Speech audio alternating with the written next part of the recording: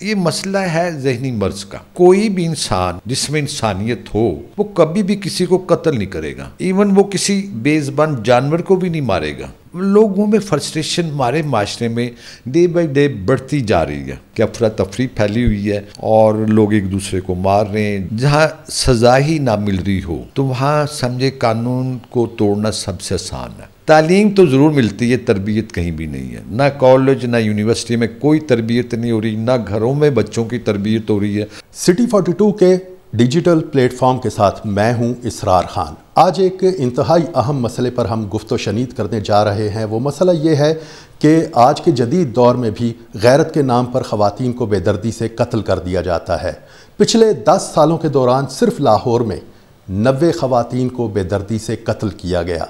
Punjab police की जानिब से जो आदाद शुमार फ्राहम किए गए उनके मुताबिक साल 2014 में 24 ख़वातीन को, साल 2015 में 13, जबकि साल 2016 में 7 ख़वातीन को कत्ल किया गया। इसी तरह से 2017 में 9, 2018 में 10, 2019 में 12, 2020 में 3, 2021 में 6, 2022 में 4 और 2023 में 2 ख़वातीन को गैरत की भेंट चढ़ा दिया गया। गैरत के नाम पर कत्ल के वाक़यात गो के बतदरीज कम होते जा रहे हैं, लेकिन मुकम्मल तौर पर ऐसे वाक़यात की रोकथाम ताहाल मुमकिन नहीं हो सकी।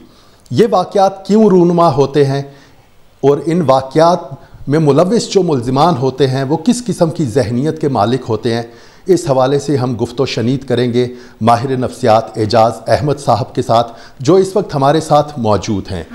जी एजाज़ भाई, ये बताइएगा कि जिस तरह से मैंने बताया कि गुज़िश्ता 10 सालों के दौरान सिर्फ लाहौर जैसे बड़े शहर में 90 ख़वातीन को गैरत की भेंट चढ़ा दिया गया, बेदर्दी से कत्ल कर दिया गया और अपनों ने ही कत्ल किया। ऐसे वाक़यात में जो मुलव्विस मुल्ज़िमान होते हैं ये क्या जुनूनी होते हैं, जहनी अमराज का शिकार होते हैं? ऐसे क्या मुहर्रिकात हैं कि वो मजबूर होकर इतना संगीन कदम उठा लेते हैं? देखिए, ये हमारे मुल्क में आजकल आस्ता आस्ता टेंशन, डिप्रेशन, एंग्जाइटी और बहुत सारे ज़हनी अमराज बढ़ते जा रहे हैं बदतदरीज तेज़ी से। आपने देखा हमारे मुल्क में सियासी इस्तेकाम नहीं है और माशी तौर पर भी लोग बहुत ज़्यादा टेंशन में ही है। तो जब ये हालात ऐसे होते हैं, लोगों के आपस के रिश्ते, आपस की लड़ाइयाँ, आपस के झगड़े बढ़ जाते हैं, या यूँ समझे इससे फैमिली प्रॉब्लम बढ़ती हैं, फैमिली प्रॉब्लम से सोशल प्रॉब्लम बढ़ती हैं, लोगों के एजुकेशन प्रॉब्लम आ रही हैं, हेल्थ की इश्यूज़ आ रही हैं।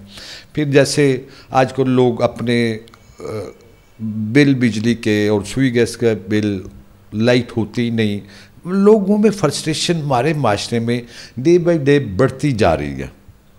ये चीज़ बढ़ती जा रही है और ये जो गैरत के नाम पर जो कत्ल हो रहे हैं ये कोई नई बात नहीं है, बहुत पुराने अरसे से ये प्रॉब्लम गैरत के नाम पर। लेकिन तालीम, एजुकेशन, घर का माहौल और जैसे शहरों में ये तादाद आपने देखा है कम होती जा रही है, लेकिन गांव देहातों में इसकी तादाद बढ़ती जा रही है। और पहले से बहुत सारे रिपोर्ट नहीं होते, ये पुलिस से आपने रिकॉर्ड लिया है, वहाँ पुलिस के पास जाते ही नहीं है, वो जैसे सिंध में ही है, वो मार देते हैं, दफना देते हैं, कोई पूछता ही नहीं, कोई पुलिस तक जाता ही नहीं।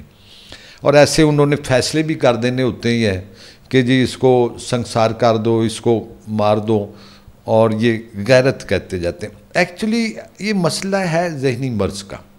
गैरत के मतलब कोई भी इंसान जिसमें इंसानियत हो वो कभी भी किसी को कत्ल नहीं करेगा, इवन वो किसी बेज़ुबान जानवर को भी नहीं मारेगा। अब एक शख्स ने, हम कहेंगे कि कोई पालतू कुत्ता भी रखा हुआ है, उससे मोहब्बत हो जाएगी। यहाँ क्या हो जाता है कि लोग अपनी बहन को, कोई बीवी को, कोई माँ को भी, इवन मदर इन लॉ को या मार देते हैं और बेदर्दी से मारते हैं। आपने देखा होगा हमारे फिल्म इंडस्ट्री की भी और कई मॉडलिंग की लड़कियों को किस तरीके की बेदर्दी से भाई ने मारा। अब ये जो प्रॉब्लम है ये गैरत के नाम पर है, लेकिन ये लोग ज़िद्दी होते हैं, गुस्से वाले होते हैं, इमोशनल होते हैं, बल्कि अगर जहनी मर्ज में कहूँ तो इनमें एक मैनिक डिसऑर्डर होता है, बाइपोलर डिप्रेशन। इस मर्ज़ के लोग भी किसी को मारते हुए देर नहीं करेंगे। दूसरा प्रॉब्लम एक है, मसलन पैरानॉइड स्किज़ोफ्रेनिया होता है, उसमें भी लोग समझे ना चाकू छुरी लेके और असला लेके फिर रहे होते हैं और ढूंढते हैं किसी को मार दें। हम कहेंगे पर्सनैलिटी प्रॉब्लम भी हो सकते हैं, साइकोटिक पेशेंट भी हो सकता है, बाकी ये हम कहेंगे डिप्रेशन वगैरह। तो इसमें लोग खुदकशियाँ भी बढ़ती हैं, कुछ अपने को मारते हैं, कहीं वो दूसरे को मार देते हैं। समाजी लिहाज से अगर हम देखें तो हमारे बहुत सारे समाजी मसाइल हैं। बिल्कुल बजा फरमाया आपने कि गुर्बत है, बढ़ती हुई महंगाई है, बेरोज़गारी है, तालीम याफ्ता नौजवान बेरोज़गार फिर रहे हैं और वो यकीनन डिप्रेशन की तरफ जाते हैं। उनकी सोच मुस्बत की बजाय मनफी होती जाती है वक्त के साथ साथ, और वो कोई भी गलत काम करने से वो कतराते नहीं, वो बल्कि अब तो एक नया ट्रेंड बन गया है कि नौजवान नस्ल असलहे के साथ सोशल मीडिया पर अपनी तशहीर करती है और बड़े अजीब व गरीब फैशन करते हैं। आप क्या समझ में देखा होगा आपने? जी जी बिल्कुल ऐसे ही है। उसमें कोई अच्छी बात नहीं होती। सर ये आप क्या समझते हैं कि रियासती कवानीन कहाँ पे खड़े हैं, और मुआशरती तौर पर हम अगर इज्तिमाई तौर पर अपना कैसे किरदार अदा करें, इनफरादी तौर पर हम क्या किरदार अदा कर सकते हैं इस किस्म के मामलात से निमटने के लिए, और जिस तरह गैरत के नाम पर खून बहाया जाता है, लोगों की सोच को बदलने के लिए हम क्या कर सकते हैं? देखिए, बहुत अच्छा आपका सवाल था। अब सज़ा ही नहीं है, लॉ एंड ऑर्डर नहीं है। अब लोग क्या करते हैं कि किसी ने गैरत के नाम पर कत्ल भी कर दिया तो उसको छुड़ाने वाले, उसके लिए कुरान उठाने वाले, उसके अपने लोग, जी ये बेगुनाह है, कुरान उठाएंगे झूठे। अब उसको सज़ा नहीं होती। हमारे देख भी लिया आपने हमारी जुडिशरी की क्या मतलब लेवल है कि लोग बड़े से बड़ा जुर्म भी करते हैं, ज़मानत पर रहा हो जाते हैं, दोबारा वो भाग जाते हैं। जहाँ सज़ा ही ना मिल रही हो तो वहाँ समझे कानून को तोड़ना सबसे आसान है। और अब हमारे मुल्क में आप देख लें कि लॉ एंड ऑर्डर की सिचुएशन क्या है। हर कोई, जैसे महंगाई है, अपनी मर्ज़ी से एक चीज़ एक जगह और रेट है, दूसरी जगह है, तीसरी कोई पूछने वाला ही नहीं। ऐसे ही है कि थानों में भी पैसा लेके और उनको छोड़ दिया जाता है। कई ग्रह में देखा है पुलिस पहले ही उनसे मिली होती है। तो हम ये देखेंगे कि यहाँ पुलिस का महकमा भी ठीक करना चाहिए, लॉ एंड ऑर्डर भी ठीक करना चाहिए, या जुडिशरी भी ठीक होनी चाहिए। दूसरा, समाजी तौर पर आपने देखा है, समाजी तौर पर हम सब का हक़ है कि हम लोगों को तरबियत दें, उनको समझाएं।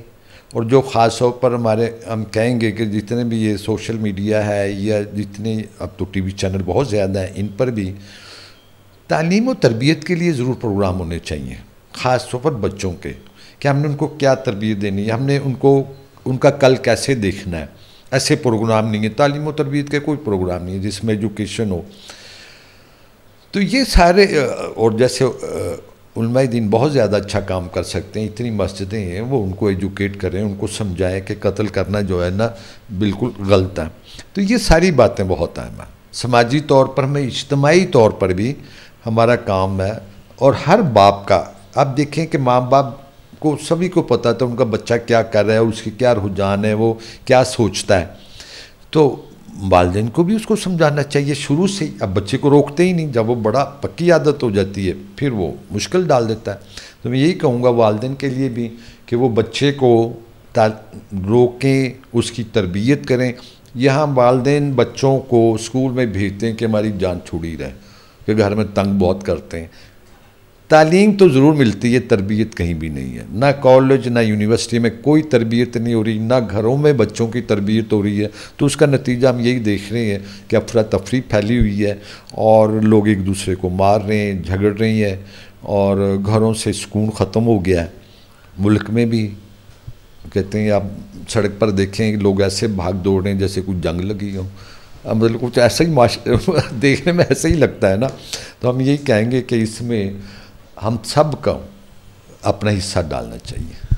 जैसा कि इजाज़ साहब ने निशानदही की कि गैरत के नाम पर कत्ल के ज़्यादातर वाक़यात ऐसे पसमानदा इलाकों में पेश आते हैं जहाँ पर तालीम का फुकतान होता है, जहाँ पर गुर्बत ज़्यादा होती है। और दूसरी बात जो बड़ी अहमियत की हामिल है कि कानून की बालादस्ती बहुत ज़रूरी है। अगर कानून की बालादस्ती होगी, कोई भी कानून शिकनी नहीं करेगा। और दूसरी बात ये कि अगर वो कानून शिकनी करता भी है तो उसके ख़िलाफ़ मौसर कार्रवाई होगी, जब सज़ा मिलेगी तो वो दूसरे लोगों के लिए बाइस इबरत होगा। इसके अलावा जो एजाज साहब ने बड़ी अहमियत की हामिल एक बात की है कि वालिदैन अपने बच्चों को तालीम तो दिलवाते हैं, बहुत अच्छी बात है तालीम का होना, लेकिन तरबियत भी बेहद ज़रूरी है। अपने बच्चों की अच्छी तरबियत करें, उनकी सोच को पॉजिटिव रखें। मुस्बत सोच होगी तो मुस्बत मुआशरा तश्कील पा सकेगा। अगर बच्चों की सोच मनफी होगी, जब वो बड़े होंगे तो मुआशरे के लिए वो अजाब बनेंगे, दूसरों के लिए वो अजाब बनेंगे। ना सिर्फ अपनी ज़िंदगी ख़राब करेंगे, दूसरों के लिए भी मसाइल का शिकार बनेंगे। आज का टॉपिक इख्तिताम पजीर होता है। इसी तरह किसी नए इशू के साथ दोबारा आपकी खिदमत में हाजिर होंगे।